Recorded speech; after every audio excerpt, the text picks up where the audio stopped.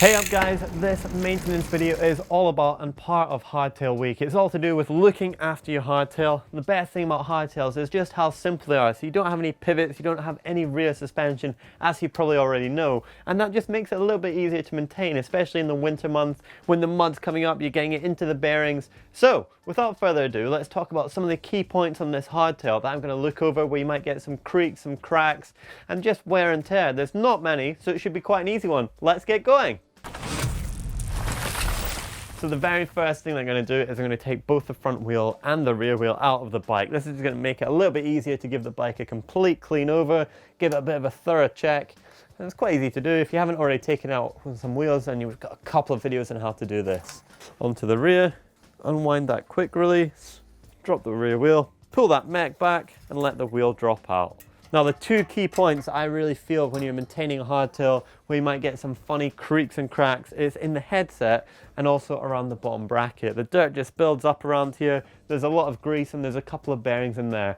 So with that, if it's working together, what you're going to find is the dirt really gets into the bearings and it just causes a bit of a funny creak. So we're going to strip both of them down and I'm going to show you how to do that.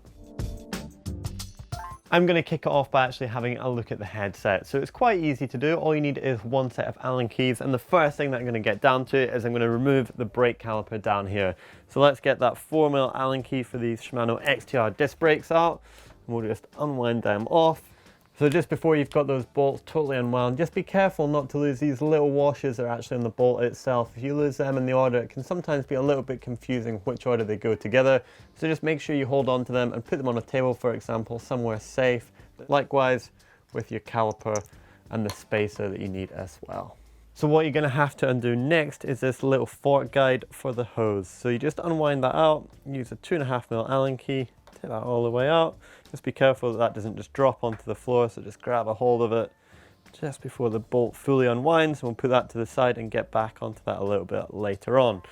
So now we've actually just got to come up to the stem itself, remove the top cap, undo the bolts, drop it out and make sure that we're not going to lose any of these washers. So for my stem, all I'm going to need is a 4mm Allen key to undo these two bolts. Let's get them. There's one done. Let's get on to the next one.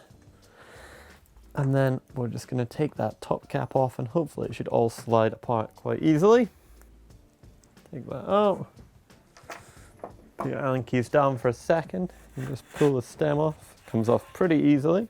Every bike has got a different order that the headset bearings and spacers and sort of compression units all come together. My one's got this little impact protection unit. So I've undone a 3mm Allen key and I can just hopefully push the fork down through the bike. So this is really what I mean by the spacers. I've actually got 3 of these tiny little metal spacers. They go on last. Then they've got this blue closed O-ring. That goes on second to last. And then a bit of a cover. So this is sort of almost like your bearing seal, a bit of extra protection for winter riding to try and prevent that mud and dirt getting in there.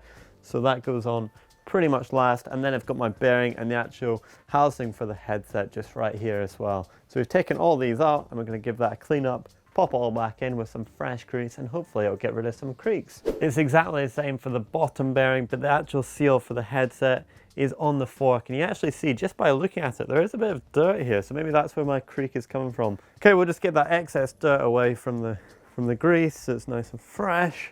Oh, pretty grimy. And then we'll put it all back together. So it's all cleaned up and I've put grease in already, so it's just a case of reassembling it. Let's slide the fork in first. Get that into position and then we can get the top bearing in. Let's pop that in, dunk, and then it just slots nicely into the top of the bearing cup. And then it's a little blue, sort of almost a bearing cover you could say, that goes on next. Then you've got this compression lock that slides down into position, clicks in. And then you've got your 3 spacers on this particular headset. It could be that on your headset you've actually got ball bearings or a slightly different system. So just do be aware when you're taking it apart and you put it back together. And then finally, all that remains is to put that cover on. So that's the last thing that goes on. So now that we've got the headset back together, let's pop those spacers on, the stem back on. We can go about tightening everything back up and putting it into position. So you got your headset cap and your final 2 spacers, pop them into place. tighten them down. Remember, you're not going to be over tightening on the headset. You're going to be tightening up just a little bit to start with, seeing if there's any play and then readjusting it. And you're not going to want to be tightening up these two stem bolts either until you've got back in the ground to reset it into the correct position and make sure that the stem is pointing in the right direction.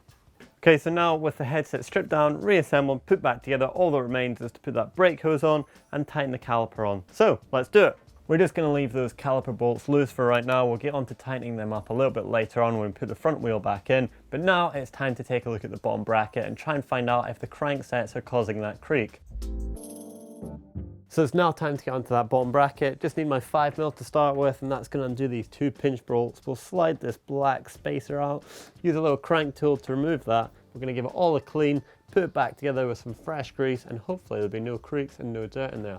I've taken off the left hand side crank arm and now just pull out the right hand side and the drive side. You can actually see that there's a little bit of dirt, a little bit of grime around it, and that's maybe just what is causing that creak. So let's give that a clean up and let's reassemble it all back together with some fresh grease. So whilst you've got that crankset off, it's a great opportunity to just put your finger inside the bottom bracket, just give it a twirl and see if there's any roughness, if there's any sort of play in there. This one's actually running smooth, so I'm not going to need to replace it. But if it is a little bit rough, the chances are that you're going to have to change that bottom bracket for a new one.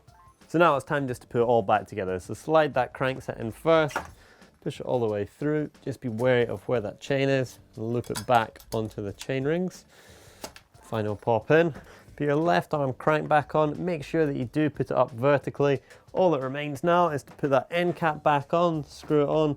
Remember, the idea behind this is that you're not to do it up too tight, sort of, you want to get it screwed all the way in. So I'm just going to tighten that up just a little bit, one more quarter turn, there we go.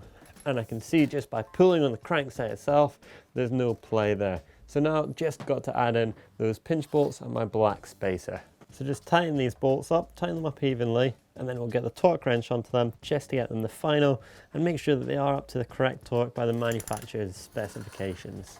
So the bottom bracket all done. Now a good place that you can also check is actually the axles from the wheels and also the points where the wheel connects with the frame itself. So you can just give that a bit of a clean, get rid of some excess dirt before you put it all back together. And actually on the wheel itself, just give it a bit of a spin, check the free hubs smooth. You can also check just by spinning the axle in the hub itself, if that is smooth as well and the bearings aren't rough. If they're rough, then you should probably keep an eye on them, make sure that they're not getting too much play in them because you might need to change them. So now just pop that wheel back into the bike, grab the rear mech, drop the chain over the side of it, pull it back, slide it into place and line it up with the disc brake caliper and then just pull it into place. Slide the axle in and give it a tighten up.